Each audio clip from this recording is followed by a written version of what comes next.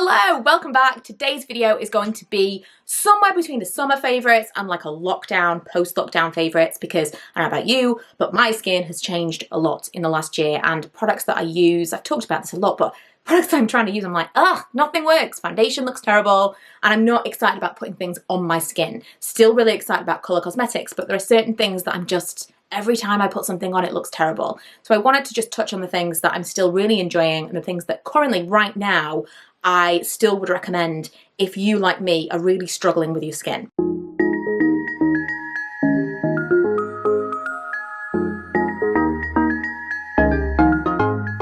I've never been more hydrated in my entire life. I'm drinking so much water right now, and yet still I'm getting that kind of weird dehydration, dryness. I've never had dry skin. I've always had oily skin, which, as you can tell, I still do. It's a very, very humid, muggy, would be the local term, day today. It's just ugh. So I've always been oily, and the dryness is a completely new thing for me to have to deal with. I did think for a while that it was dehydration, but it can't be because I couldn't be more dehydrated than I am right now. Although, you know, please, skincare experts, tell me if I'm wrong, because I don't understand the science behind that. But I've also recently started going outside more. So I'm an inside person. Since lockdown, even more so. Indoors for me as much as possible. Haven't been outside very much. Didn't do the hourly walk thing. Not hourly walks. Didn't do the hour walk, the exercise thing that Boris was telling everyone to do. I wasn't walking with the nation during lockdown. I was inside doing other things. Possibly fueled by anxiety originally, but also laziness and my aversion to exercise. I've started doing 10,000 steps a day, so I am outside more, and now my skin doesn't know what's going on. So like I say, I don't think I'm on my own, and I think that these will be some useful recommendations for some of you. I'm going to start with SPF. The SPF I'm using right now that is my favourite is this. I bought this from Yes Style. I had a voucher. This was 6 months or so ago, and I repurchased this. I'd had it before from there. So just so you know, it is like gifted because they gave me a voucher, but I don't actually know what the brand is. It might be this, like a Pew. A Pew just sounds like I can't possibly be correct in that. But it says Z+N Secative Zinc Sun Cream. If I can find a link, I will link it below, because this is really my favorite right now. It's SPF 50, but because it's got zinc in it, it's good for breakout prone skin, as I understand it. Again, not so great with the science, but this is how I understand it. The zinc stuff is good for us if we've got oily combination, breakout prone skin. That's what you're looking for. And I have been really, really happy with that. I'm going to do a video probably next summer at this point, because I keep saying I'm going to do it and I never do. So next summer I'll do a video on my favourite SPFs. And by that time I will try loads more, because even through the winter I am committed. SPF 50 every single day. So this I've been really enjoying. It's a nice fluid, it absorbs really nicely, and it looks okay underneath makeup. And for those of you who really struggle with makeup application over the top of an SPF, there is also this, which I like to top up throughout the day. It's the Ombre Soleil Sensitive Advanced Face SPF 50. And this is a spray that you can put on top of makeup. If you have been prone to pigmentation and melasma like me, I mean, everyone, it's the best anti-aging is to wear SPF every single day from as young as you can possibly do it. But if, like me, you have been prone to melasma, I've got like pigmentation all over here, which I would truly say is not sun. I mean, it could be sun damage. We've all got somehow sun damaged skin, but I've not been a sun worshipper. And it appeared, first of all, when I was pregnant with Milo, and it just gradually kind of, some of it's gone away, some of it's come back.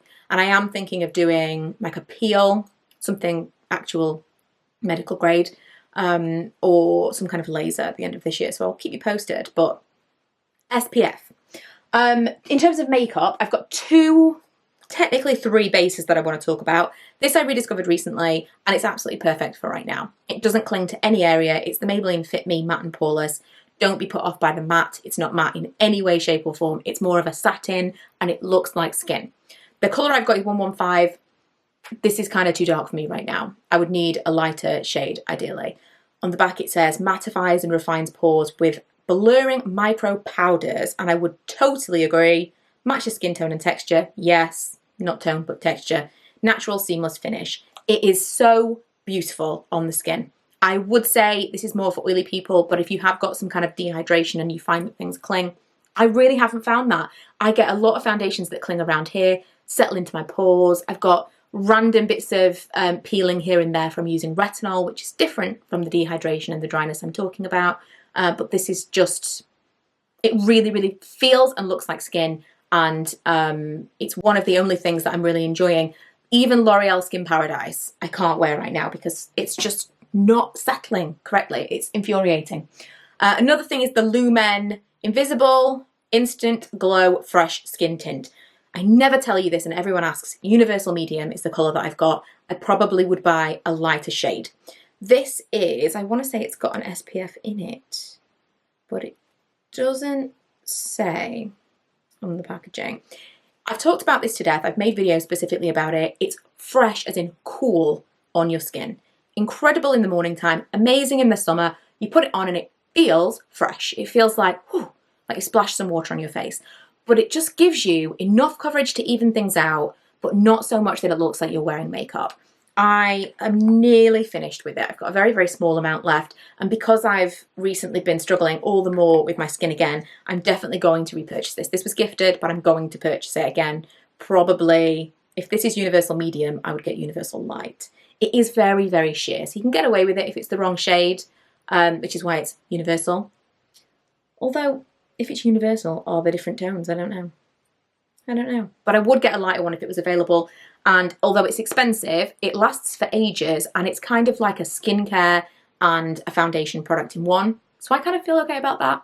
And it is one of the only products that is working right now. Another base product, kind of, is the Body Blur from Vita Liberata. You can get a face version of this. I use this on my face as well.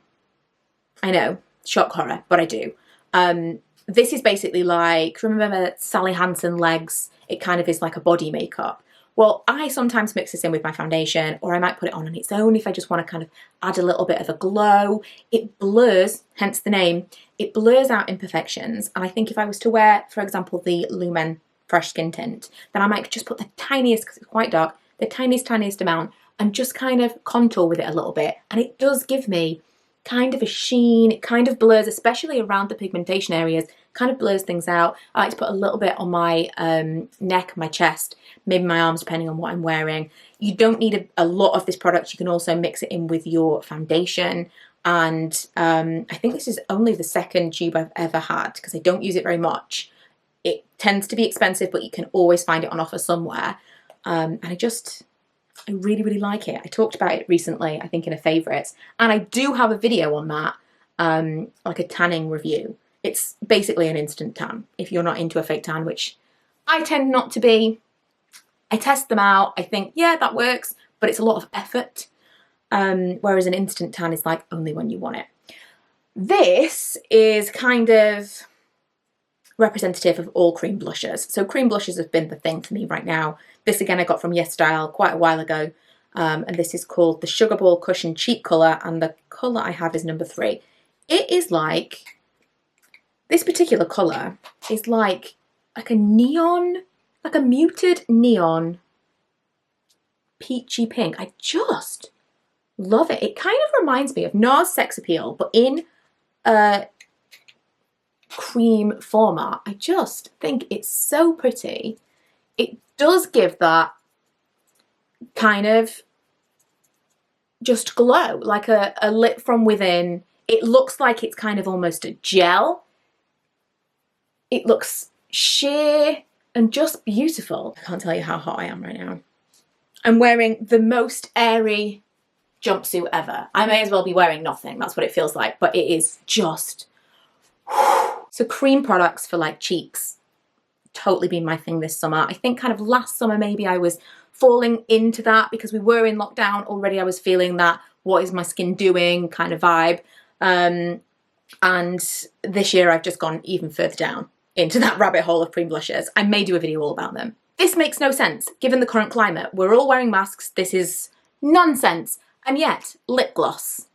I love lip gloss. I've become more of a fan of lip gloss than I have ever been at a time when it is the least convenient to wear lip gloss. My favourite thing is to wear lip gloss and put just the tiniest amount of a liquid lipstick in the centre of my lips, and then I blur it out a little bit. I'm going to show you this in Friday's Faves and Fails video because I have 2 particular ones that I've been quite liking as like a are mixed together, and it gives me kind of like a translucent, but like a perfected lip. So some colour, but the gloss makes it all kind of shiny and beautiful, and I love it. My two most worn right now, it's not actually this one. This is just representative. It is one of these, but it's a different colour. This is the Lip Lift from Pixie, which was sent to me quite some time ago. But the one I've been wearing is kind of like a peachy, orangey colour. Very sheer, but really pretty. And I would say that this one, which is in Petal Ice, is kind of up there with the Dior Lip Maximizer that I love. And yes, eventually, maybe I'll make that video with all of the different sheer pink lip glosses that I've collected to compare, but never have. And the other one is the Glossy Bomb from Fenty Beauty. This is just the original. Fussy is what it's called. It's pointless in actually swatching the other one because there was no colour, but I will swatch this one for those of you who don't know what it looks like. It's not much of anything. Like, to look at it in here, you might think, let's see if I can get it to focus a bit closer. You might think that that was going to be like a metallic, almost a liquid lip, because it does look like it might have quite a bit of colour to it. Not really. Just a really, really small amount. I don't know if I love the smell. It's very like sweets, like a fruity, but I can't quite put my finger on it. But I like that it gives a little bit of colour. So it's not like, because I don't have any colour in my lips, very, very little, just the tiniest amount. It gives me a little bit of colour, but not so much that if it smudges, it's going to look crazy. And it really smooths everything out, because some lip glosses still settle into lines. Like a thicker, stickier gloss is still going to give you all of those lines in your lips, which I'm, 35 now. I'm becoming more aware of these things. And this is not one of those lip glosses. It really does kind of smooth everything out. And it's just a nice finishing touch without feeling like I'm wearing anything heavy. I love a lip liner and a lipstick, but currently, while I'm wearing very minimal products, that seems a bit much.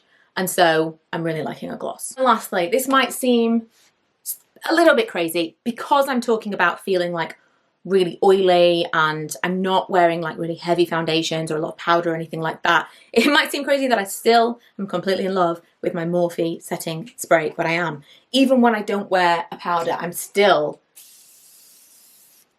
this. It's refreshing, it's cooling, it feels like the last step. I still think that it does something for my makeup, even if it's not kind of setting powders and things, which is what I loved it for before. And honestly, I am so oily, and it's not just oil, it's like, because it's so humid right now, it's just, ugh. I'm so oily. I kind of just want to start off with like, this is just what you're going to look like. Make your peace. And that is it for today's video. I know it was, but I'm so warm. I just want to put my hair up and go downstairs and drink like a cup of ice. I'll see you on Friday for my faves and fails, and also on Sunday I've got a fun video that I filmed for you, which will basically be me trying on lots of different outfits that I've picked from my wardrobe and discovering something that I absolutely loved completely by accident. So look out for that, and I will see you guys next time. Bye!